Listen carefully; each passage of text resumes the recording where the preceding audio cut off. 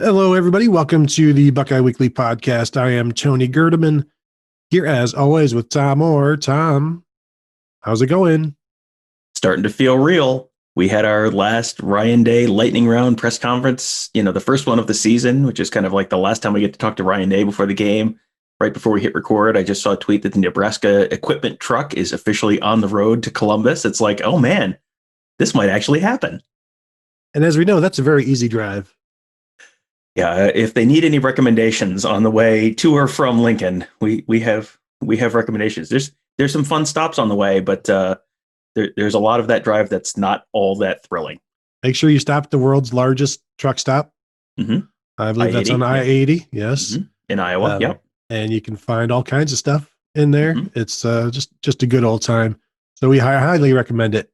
Also, maybe make a stop in Council Bluffs. Now, granted, that's not a long drive for them right now, and they may not want to stop just yet. But that's always a nice place to be as well. Mm-hmm. Yeah, you don't generally want to make a long stop at like a sports book, like an hour into what's probably about a 14 or so hour drive. Like that's not generally how you want to, divide that trip up. But unless you just stop and play some bets. There you go. Yeah, play some bets and then pick them up on the way home. That seems smart. Yep. Yeah. So, and this week there's more bets to place than ever before with the Big Ten returning, Tom, and it's nice. I was listening to the radio today, Sirius XM, just talking about Big Ten, and it's like, it's here, man. Like, just Wisconsin and Illinois is almost going to be played, and Indiana and Penn State, and oh man, we really fought for this, Tom. So it's, I think, I don't know that we'll get our due for bringing the season back and saving it just like we did the Crew. Mm-hmm. But I don't need the accolades. I just I'll be happy with the Big Ten season actually starting. That's enough reward for me. Not all heroes wear capes, but all heroes have podcasts. There you go. And so since the last time we talked to everybody, let's run through what we have who we have talked to. We've talked to Greg Madison on Wednesday, Chris Olave, Marcus Williamson, Tom, and I'm going to try to do all of these by memory. Tuff Borland and Thayer Munford. And then today it was Ryan Day. So boom, I got them all right in your face. And go ahead. No, I was impressed because you said that. And then normally I'm like, oh yeah, I know exactly who it is. This time it was like, I hope I'm not forgetting anyone. Yeah, I think you got everyone. You're good. And it's a diverse group for sure that we talked to on Wednesday. It was good to see Greg Madison feeling better. We were supposed to talk to him on Tuesday, but he had no voice. Sounded fine enough on Wednesday. Found out that he will be up in the press box. I assume Matt Barnes will be up there with him. That's where Barnes was last year. And basically when they break it down, who's on the sideline and who's up in the booth, they want somebody like it's Madison and Barnes up there, and they want somebody who's familiar with the front end. They want somebody who's familiar with the back end. In the same way on the sideline, where you've got Al Washington familiar with the front end, and Larry Johnson, of course, as well, and then Kerry Combs familiar with the back end. And so they split them up like that. Day said today that, well, we'll see how it goes, and maybe they'll change it up. He is so non-committal even on this. It's like it's okay if you just say this is probably going to be how it is. It's not going to cost you a game for that information to be out there. But I think this is the way everybody was kind of leaning and expecting it to be, because I don't know that you necessarily want to take Kerry Combs off of the sideline, especially in a year where there's no fans in the stands, where you kind of need some energy from people, and he can certainly provide that. Yeah, Greg Madison said this is the first time since 1990 when he was at Texas A&M that he'll be up in the box. So this is definitely a major change for him. But this is also the first time he's coached with Kerry Combs. So you don't often win the energy battle there with Kerry Combs. So yeah, this is one of those things I think that people probably look at this and go like, why does this matter so much? Why do they talk so much about this? And this is like a kind of low key, super important thing. A super important part of game day logistics is having a good mix of people on the sidelines and up in the booth that, because there's different responsibilities there, but they all have to work together, and they have to work together in like a really tight window of time between plays to be able to communicate things, recognize things, see things on the field, figure out how they, diagnose issues, figure out how they're going to deal with them, and communicate those to the players. And so there's a ton of just back and forth between those two groups. You've got the energy thing on the sideline with Kerry Combs, like you mentioned. Ryan Day talked about the fact that Greg Mattison obviously has seen some defense over the years and is pretty familiar with he's basically seen it all, more or less, and so that helps him diagnose things quickly, and will make him a good weapon for them upstairs to be able to sort of see things and get back to them quickly. It's like a really delicate ballet between these two groups to be able to do the things you need to do on the sidelines, have the people who are communicating to the players who, like you mentioned, have specific player groups, position groups that they work with. So you've got someone sort of represented for all of those, but you also have the experience and all of that upstairs in order to be able to, to do the things you got to be able to do upstairs to have that better view. Because if you've ever been down on the sideline of a college football game, like, it's cool, and the players are right there, and you're struck by how fast and how big everyone is, and then it's like, it's real hard to see like what's going on at all three levels of a defense, or you can't look at the offensive line and the wide receivers and the running backs and the quarterback on the same play. Like, it's hard to see it all when you're down on the sideline. So you get that kind of all 22 view from upstairs. That's an important part of the process. But this is going to be Kerry Combs, presumably on the sideline, maybe calling the defense, but working together with Greg Mattison up in the box. Like, there's some stuff they've got to work out, and I'm sure they've done a lot of it during these practices in the previous few weeks. But yeah, it wouldn't completely shock me if something changed at some point, as they, if they figure out like this isn't going to work for some reason. And you've seen teams other years where things are going poorly and they move guys around. Like, this guy's going to be up in the box now, and this guy's going to be down on the sideline. And shoot, that even happened 2015, I believe, where Ed Warner moved, like, during the bowl game, maybe went upstairs or came downstairs, and they were better in that game against Notre Dame, I believe. And so I guess what I'm saying is, if you don't get it right the first time, the results will show on the field. There will be some struggling. Talking about vantage points, I'm reminded of Kevin Wilson last year talking about the difference between him and Ryan Day is Day sees the game as a quarterback, so he's okay down on the field seeing that, and where Wilson sees it as an offensive lineman, has seen it upstairs more in his life than from the vantage point of the sidelines. And so that they mix in very well together. They practically have the same same thought process. They've been doing this, and it's not like they've been doing it forever. They just do it really well together. And so I assume it's going to continue like those two. I assume that they'll stay pretty good calling plays for the offense. The linebackers, Tom, one of the things Greg Mattison said is that when you have so many experienced linebackers, it allows them to get everybody adjusted, get everybody in position, get everybody where they need to be. And when you are playing an up-tempo team like Nebraska, that is going to be invaluable. And even with some issues at defensive tackle, perhaps, having these guys that Pete Werner, Tuff Borland, everybody gets everybody where they're supposed to be, that's going to make life easier for the Ohio State defense. I don't know that it'll be easy, because Nebraska's offense can do a lot of things with speed, with Wan'Dale Robinson, with Adrian Martinez, with Dedrick Mills, the running back. But just having the seniority at linebacker, the ability to make sure everybody's where they're supposed to be, that will give them certainly some sort of an advantage, more so than if they didn't have that experience.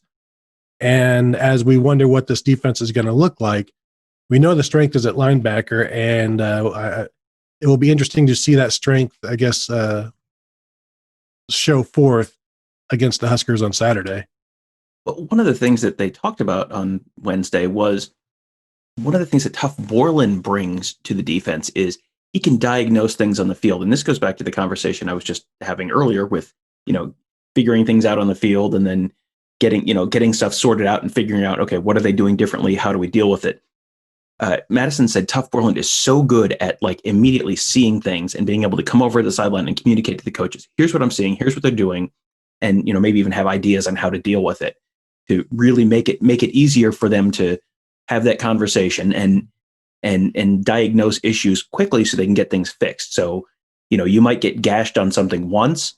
The biggest thing is don't get gashed by the same thing a couple times. Like don't get beat by the same play 3 times.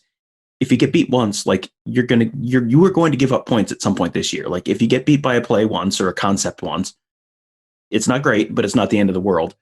Don't get beat 4 times by the same thing. Don't have the 2018 Maryland game happen. Like don't do that where it's just like a simple misdirection thing. And then all of a sudden whoop, okay.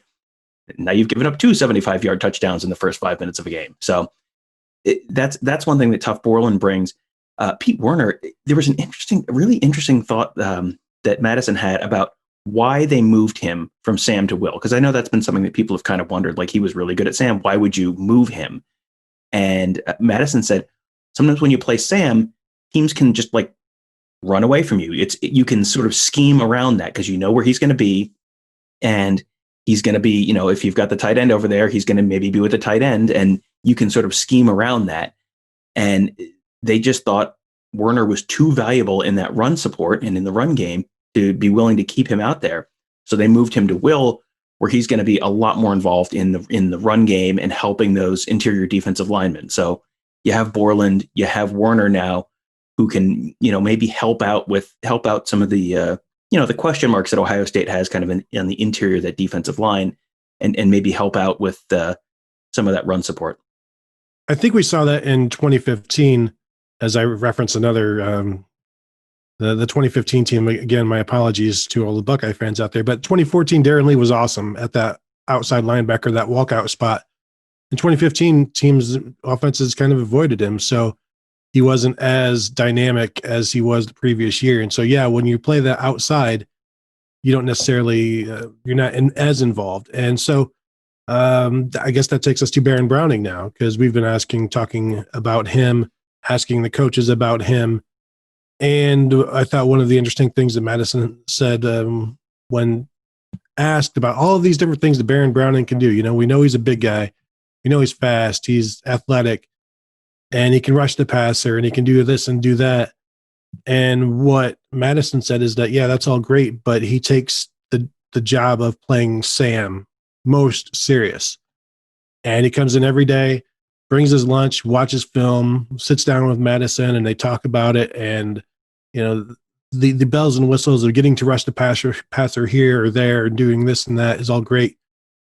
But he takes the initial role, the first and second down role, I guess, very seriously as well. And if he wasn't good at that, then none of the other stuff would really even matter, because now you're just a part-time bit guy, and that's not who he wants to be, and doesn't seem to be who he is.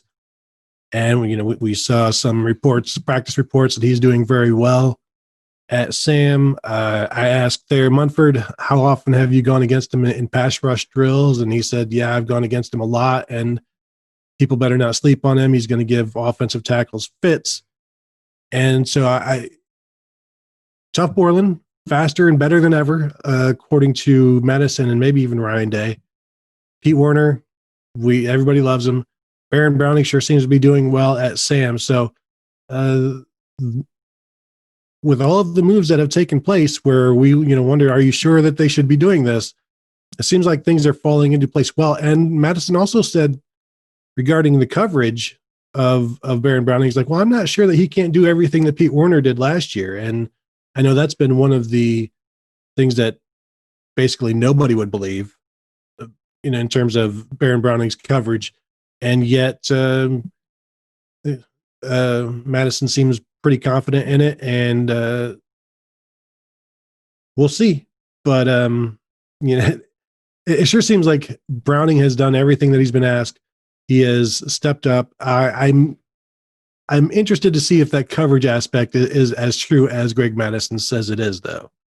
Yeah, that's asking a lot to be big enough and quick enough to be able to rush the passer, but also, quick and agile enough to be out there and covering, a running back or, a speedy tight end out in space. Like those are kind of two different skill sets. I mean, there's a reason you don't generally see defensive ends dropping back into pass coverage, like as a, you'll have a zone blitz or whatever, but not on a regular basis. You have defensive ends like going out to cover a tight end. Like those are two kind of different skill sets. And Browning, I mean, if anyone on the team has the athleticism to be able to do it, he's probably right near the top of that list.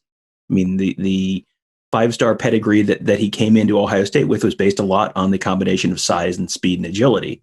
So I'm going to be interested to see this. This goes back to kind of something Ryan Day has had as just sort of like a mantra. It was basically like, yeah, I mean, it all looks good right now.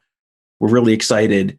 Ask me again after the game, basically. Like, we'll see how this, is the team focused? Is the team doing what it needs to? And he's like, yeah, I mean, I think so. I think we're doing a great job, but we'll find out on Saturday. So, the Baron Browning thing, like, sure, it all sounds great. The Pete Werner move to Will. Yep. It all sounds great. It's all very logical. Let's see what it looks like on the field on Saturday. Because I think that people need to come into this game with realistic expectations, and we'll probably get into score predictions later, but I'm picking Ohio State to give up a couple touchdowns on Saturday. Like, I don't think you're going to see, they gave up 7 points to Nebraska last year. I don't think you're going to see something like that this fall, just based on the fact that Ohio State has a younger defense and has lost a whole bunch of pieces. And that's just not how things have played out in a lot of places around the country. I mean, there have been very few teams that have been like lockdown defense every week. And in a year when Alabama can give up however many points he gave up to Ole Miss, like there are no guarantees. Do not expect a bunch of 63-0 games this year. I think don't be surprised if Ohio State gives up 14, 20 points a lot, especially early in the season. Well, in this Nebraska offense, all 5 offensive linemen are returning. Now they're moving different spots. They're like right guard's going to tackle and another guy's going here, and they're still maybe solidifying another spot. But, this is a downhill running team. We know that with 2 quarterbacks who could play. Scott Frost has been kind of wishy-washy about, how many will Luke McCaffrey, their backup quarterback, play. Adrian Martinez will be the likely starter. They're both similar guys, so I don't think it really changes things all that much in terms of how do you prepare, because they do similar things. The running game is, I've never been really blown away by Mills at running back, but this is they're going to run the ball, and I know we talked about the linebackers. Can Ohio State hold up? And when we talk about the concerns for the Buckeyes is the depth behind the starters, a defensive tackle.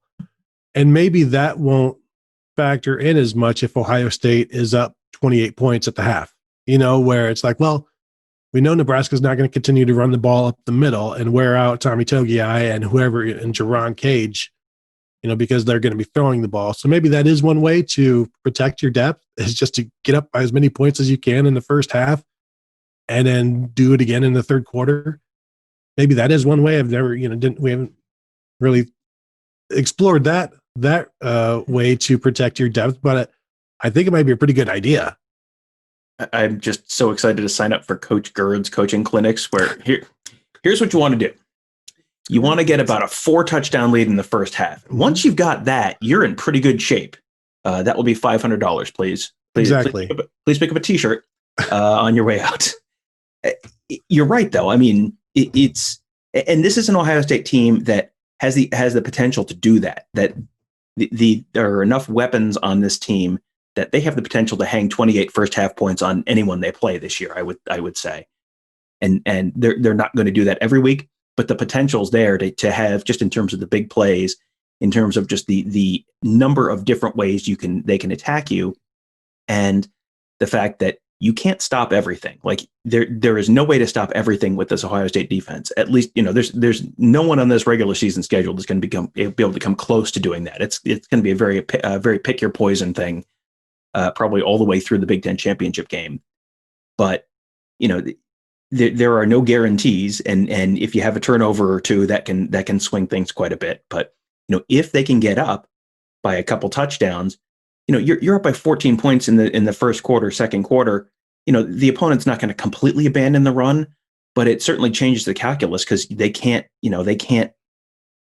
have real long deliberate drives and try and keep pace with you at that point. So yeah, if the Buckeyes can get out to a 14-0 lead in the first quarter, even a 17-7 kind of lead after the first quarter, that would go a long way probably towards mitigating some of those concerns, because there's other places on that defense that, again, like the defensive backfield's not completely set in stone. I don't think that's an area where you and I have like 100% tremendous confidence that they're going to be absolutely locked down, lights out all season, but it's reasonable. They should be okay. And if you can mitigate the biggest concern, which is the interior of that defensive line, by getting a lead, that would an early lead is the pathway to them getting turning it into a 35 kind of point win. Here's another concern: Marcus Williamson against Wan'Dale Robinson, which might be maybe the biggest matchup of the game. And we know Wan'Dale Robinson, their slot receiver, who touched the ball, I believe, 139 times last year as a true freshman, which was the same number that Rondale Moore touched it in 2018 in the same 10 games, I believe they both played. So he also did a lot of his action at running back last year. They say he's going to be more of just the main, just a receiver this year. We'll see if that's the case. I know they like to use him in as many ways as possible, and there's going to be a great cause to have that slot corner out there quite a bit, I would think, in this game. And I know we've discussed the two safety look and the Sam and all of this, but this is going to be Marcus Williamson's biggest test as a Buckeye, Tom. Let me just think. Yeah, it'll be his biggest test as a Buckeye.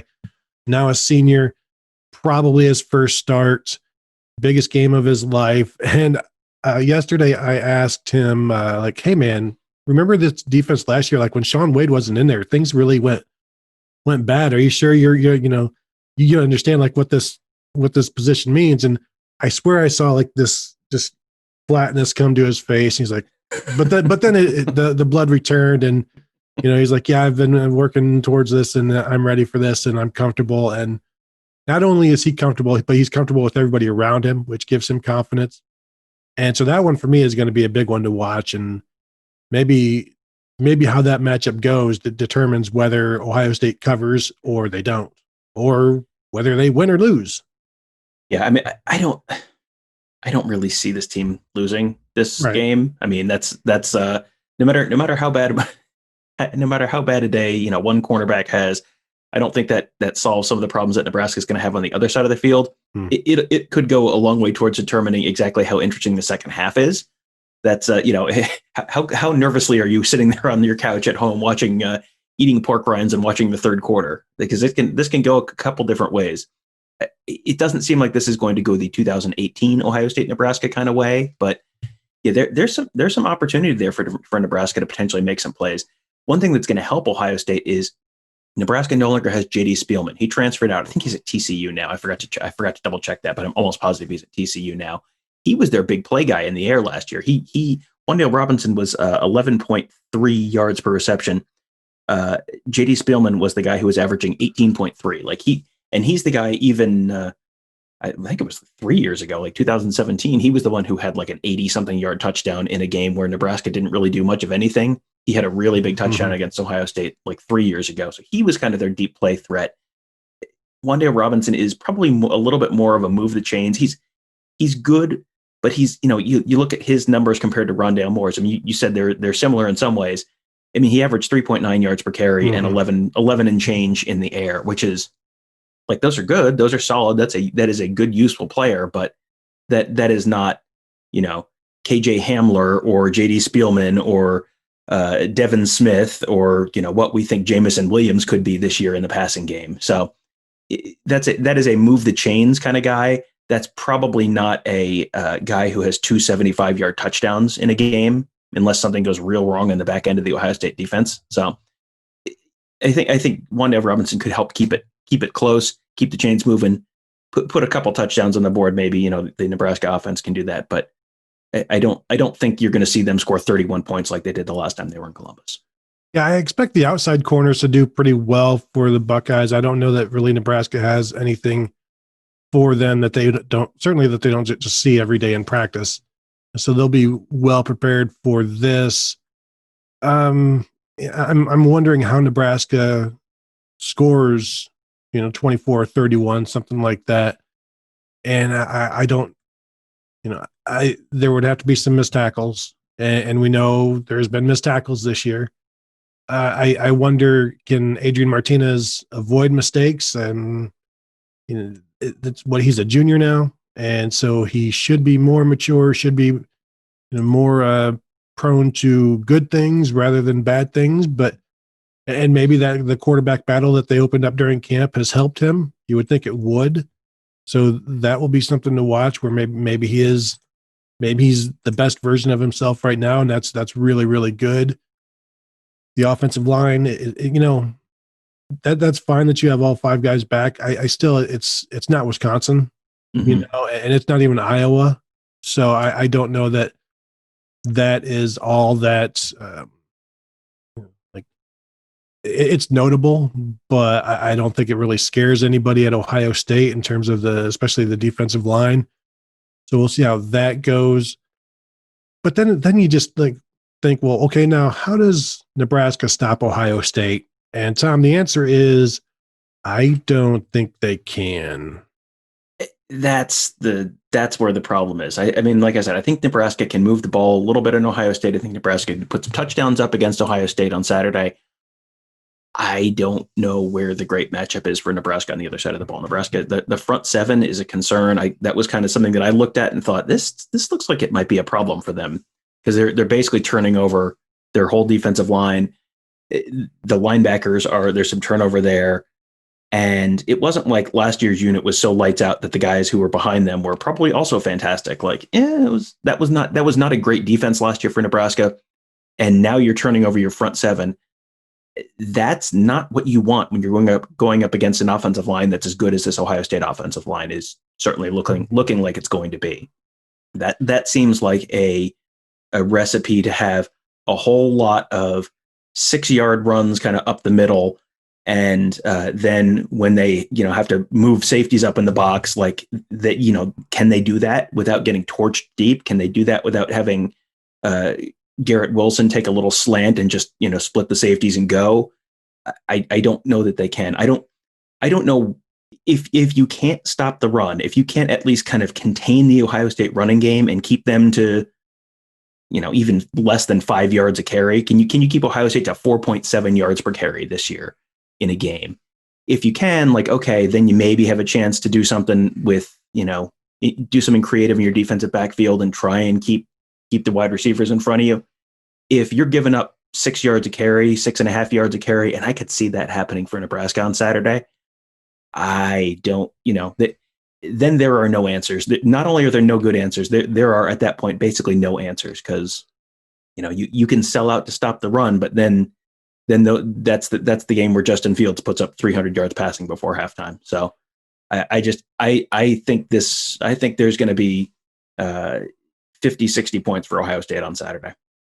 Yeah, and the passing game can do it at all three levels. I mean, they can throw the ball at the line of scrimmage and turn those, get some big yards out of the screen.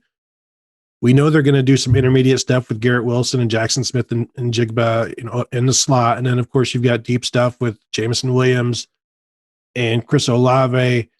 And all the while, the first thing that Nebraska has to do is worry about the run. And then, crap. Now the passing game is going on all around you. And you're really, you have to hope that Ohio State just doesn't execute.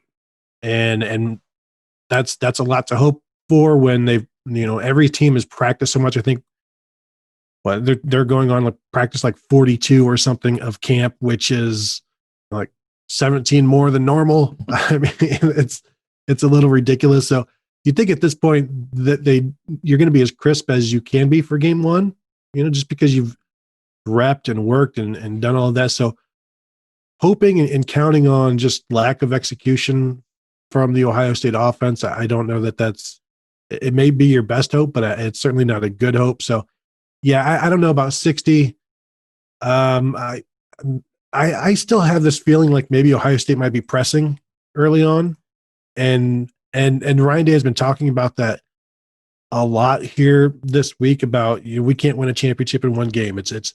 It's about one snap at a time, and you can't worry about expectations. The expectations have to get out of here. So I'm wondering if there's a couple of 3-and-outs early on. Is Ohio State pressing?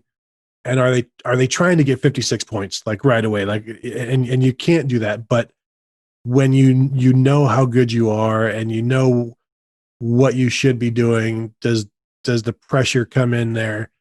But this is also a very mature group with a really good offensive line that you're like, well, I think if we just run the ball, things will be okay. They'll turn out just fine. And then you throw in some play action and shoot, it could be 3rd and 27. You know what? Let's just throw deep to Chris Olave and see what happens. Yeah, I think that Ohio State is probably, I mean, Brian Day seemed very cognizant of the fact that they couldn't press too much. And, he basically said on Thursday afternoon, you can't go into this and try and win the national championship on Saturday. You can't go in and have Justin Fields try and win the Heisman Trophy on Saturday. They have to win game one. Like, get to 1-0. That's the job for Saturday. Worry about the Heisman Trophy and the national championship later on in the season. Like, you gotta take care of step number 1 before you get to step number 9, 10, and 11 and 12. So I think Ryan Day is cognizant enough about that he recognizes that you may have guys pressing a little bit. You may have, young wide receivers who might drop a pass because they're just the nerves. The first time they're in on the big stage. You may have just little stuff like that. If a wide receiver drops a pass, don't write them off forever. Like that, that's going to happen. It's okay. But I mean, as you said, I think Day's cognizant enough of the fact that may happen, and you may see some of that you can always fall back on running the ball. They should have enough of an advantage just across the line that you should, I mean, just the first few plays of the game, just watch. Don't look at the quarterback. Don't follow the ball. Watch the line. That's one of my favorite things to do while we're at the game, is not look at the ball. Like, don't watch like you're on TV. And this is going to drive me nuts because I'm going to be having to watch on TV and not at the game like you are. So that's going to drive me crazy. But you can always watch the line on TV. See what kind of push they're getting on a run play. Are they driving guys backwards? I think you're going to see them driving guys backwards. And if you're getting 1.5 yards, 2 yards of push in every play, like, well, you can be as nervous as you want. If you're getting 2 yards of push in every play and then your running back's falling, hitting the hole, getting another couple of yards after that, and then falling forward, like, oh, ta-da, you're nervous. And also it's 2nd and 4. Like, and then once it's 2nd and 4, then you're not so nervous anymore. And you can, if you can keep doing that, keep leaning on them, then you can set yourself up for some easier throws later. But yeah, I expect some nerves. I don't expect it to be like a complete machine week 1. Think back to last year. They looked like a complete machine against Florida Atlantic week 1. I mean, Florida Atlantic came out like that. I remember saying to you that this might be the worst team I've ever seen play in Ohio Stadium that first, because they were just completely lost on defense. And it was, what was it, 28-0 in the first quarter? Like, holy pants.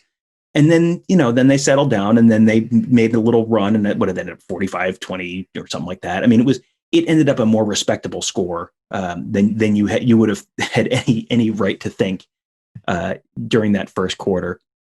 But they'll be. I anticipate Ohio State will come out and probably be a little bit conservative. I don't think they're doing anything too crazy right off the bat, because I think I get the sense that they think that they probably don't need to do anything too nuts, that they can kind of play contained, not take too many crazy chances, and just, kind of lean on Nebraska and probably be able to move the ball a decent amount and be able to do what they need to do that way. I also think there's a danger in just, like, you're a kid who has all of these different toys and you want to play with all of them, but you don't really get to focus on any of them, and I wonder that you have to keep from doing that with this offense as well. Like, you have to build consistency. You have to build a game plan around what you want to do. And it can't just be, okay, let's do this. And then this, and then now I want to get it to this guy. And there has to be a functional plan. And That's where Kevin Wilson and Ryan Day throughout the week, I don't think they ever really get hung up in the toys.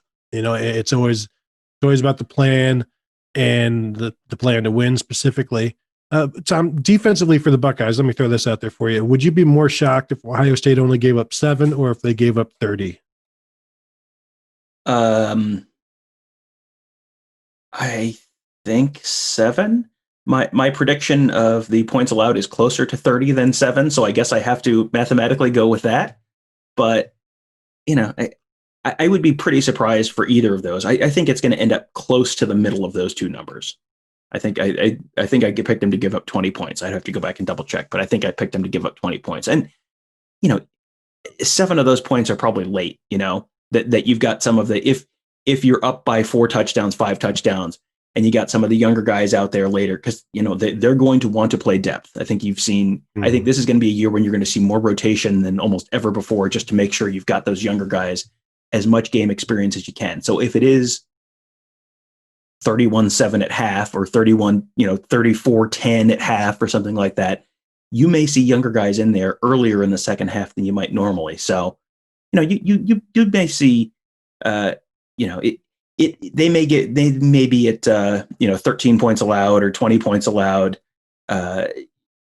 towards the end of the game and give up a late one and end up close to that 30 number. That wouldn't be crazy to me, but I think that I think it would be. I would be very, very surprised if they gave up only 0 or 7 points. I mean, that would be a pretty impressive performance from, I think, the unit that is pretty unquestionably the one that there are the most question marks on that side of the ball. Yeah. So the line is 26. So say it's early in the fourth quarter and Nebraska cuts it to 24. Do you throw the starters back in there on defense? Try to. I'm not sure Ryan Day coaches to the line quite the way that like a Lane Kiffin might be accused of doing from time to time. Yeah, I think you'll. I don't anticipate it's going to be close enough that you're going to see Tommy Togiai out there with 5 minutes left in the fourth quarter. I don't think you're going to see that on Saturday, but they'll this is going to be a learning opportunity. And while they probably want to, they want to make sure they're not having terrible games. You need to look somewhat impressive in these games. There is going to be an element of style points this year, but you can't coach solely to style points either. Like you've got to just go and have a little bit of a long-term view. You can coach to style points by going for it on fourth down, mm-hmm. not necessarily by keeping your Justin Fields in the game for 3.5 quarters if it's a 30-point game. So have you, we're doing staff picks this year. Have you already sent yours in? I have, yes. Okay, so you have your score? I have my score. Do you have your score? I've got one in mind right now. Okay. I'm going to be so excited to see if this is like last year when you and I just constantly had, decided our staff picks and we constantly ended up like 3 points apart from each other, mm-hmm. which either means we're both geniuses or we spend way too much time talking about football, which given how often we do podcasts, seems like it might be the case. I'm actually changing it right now to avoid that. I'm going 52-20. My prediction was Ohio State 56, Nebraska 20. Oh, there you go. What was your prediction going to be before? 52-24. Okay. Well, by changing it to make our predictions less similar, you change it to make our predictions more similar. Well done. We're off to a rip-roaring start. So, yeah, there you go. So Ohio State's going to cover. As we learned last year, if you and I both think Ohio State's going to cover against Nebraska, that's probably a good thing. That, if you happen to be in Council Bluffs, take that to the sports book. That's not a bad thing to do. You're probably not in Council Bluffs. That's okay. But yeah, no, that it seems like Ohio State should be able to run the ball, should be able to move the ball, should be able to throw the ball enough, should be able to play. I don't think Nebraska is going to be able to do anything that consistent on offense that they're going to be able to, have 28 points at halftime or, have it be a 35-28 game at half or anything crazy like that.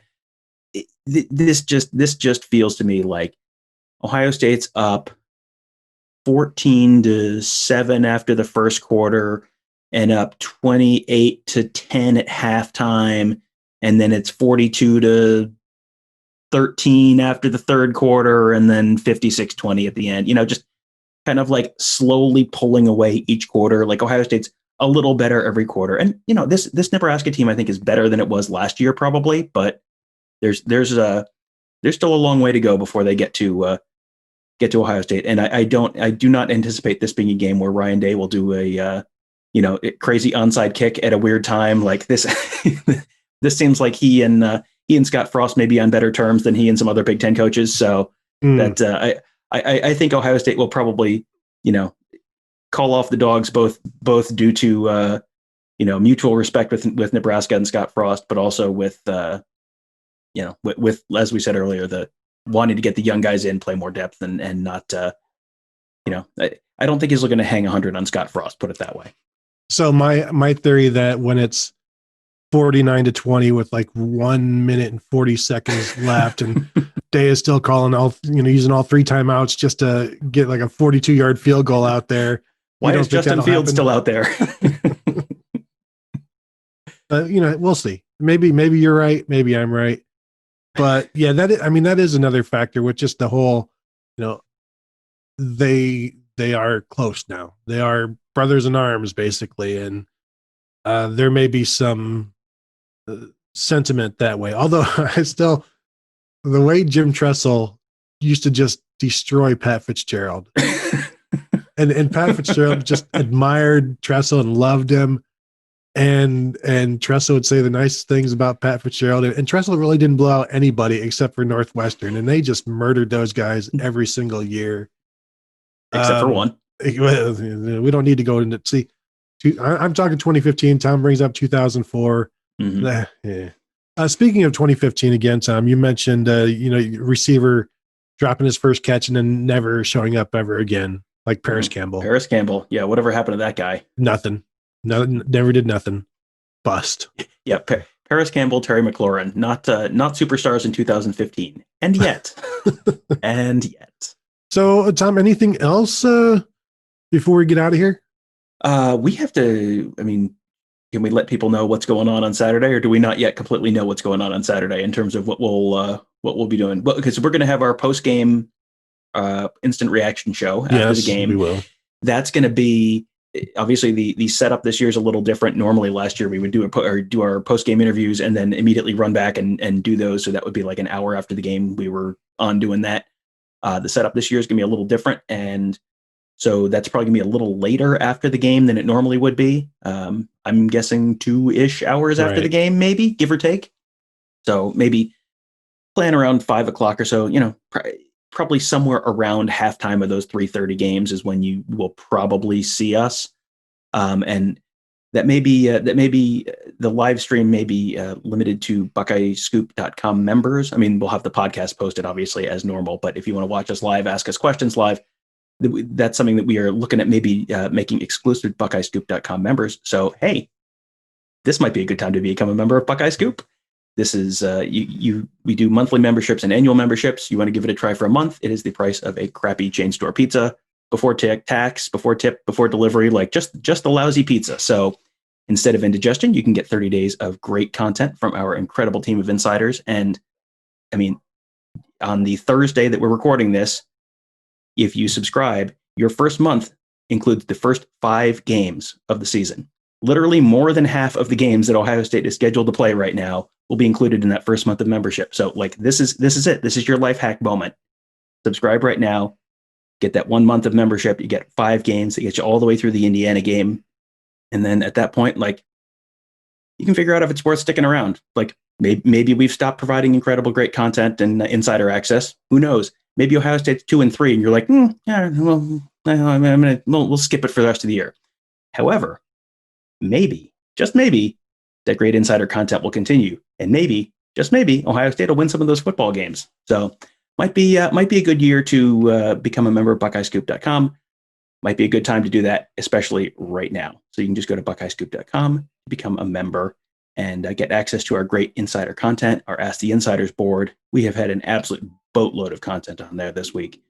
Nevada Buck has been working overtime. We have had more practice reports, like inside practice reports, than I've ever seen And this is a year when getting inside practice is close to impossible. So this and it's easy to say, well, you don't know yet. It's like, well, a bunch of his practice reports from earlier this fall have all kind of borne out as coach had been talking about, oh, this guy's looked really good. It's like, oh yeah, Nevada Buck told us that like 2.5 weeks ago. How about that? That guy, hey, that guy might know some stuff. Who knew? So that's all at BuckeyeScoop.com.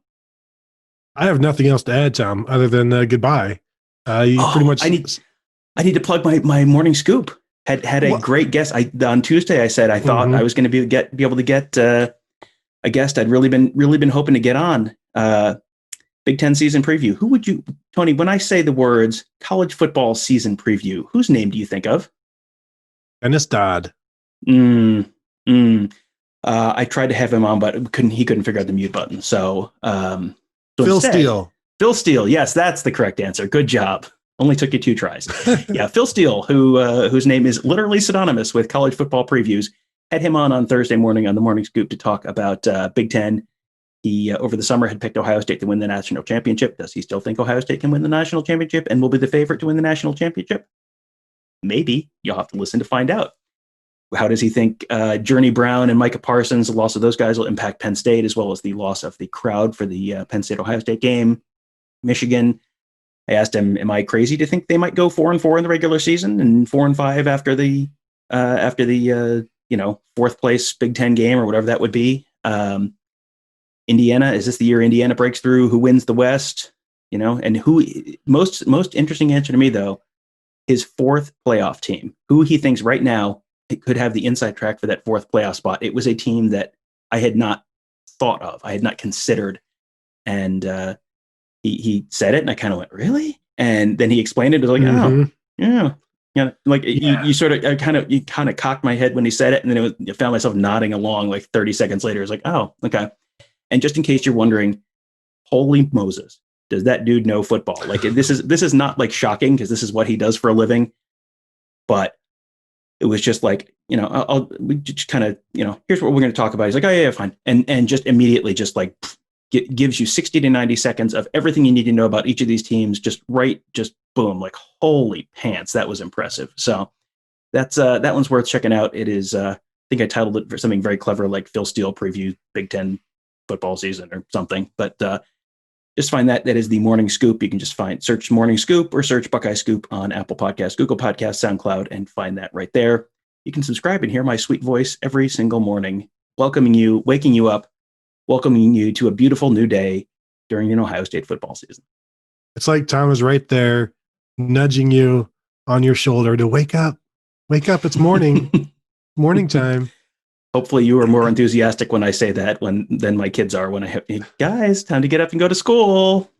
But I did listen to it. It was really good. And I'm wondering, did it make you feel happy every time you're like, am I crazy for thinking this? And he would like agree with you basically. And so, I don't think you're crazy. Like, I think Indiana could, maybe surpass Michigan. And doesn't that make you I am smart.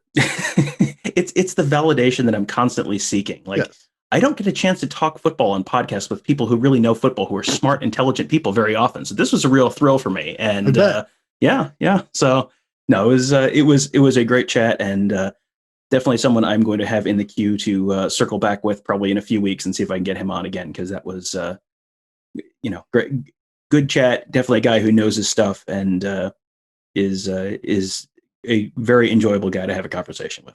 So. Yep, and I did listen to that this morning, and it was an easy listen. It's not hard like math. You just listen, and it just happens. It's He's really done nice. The math for you. Yeah, exactly. All right, that will do it for today. We are going to go record our weekly Patreon show here, previewing the weekend's action, which includes, Tom, a Big Ten football now. Yes. So, get to talk a little Michigan, Minnesota, sneaky, interesting. Indiana, Penn State, sneaky, interesting. There were a couple of games. We're doing staff picks for all the Big Ten games.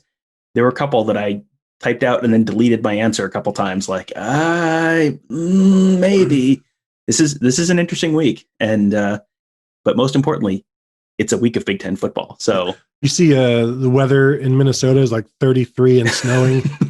I did. And I also saw that the weather in Columbus is like high of 78, high of 79. And then Saturday is like 57 degrees. Like, yes, football weather. Yes.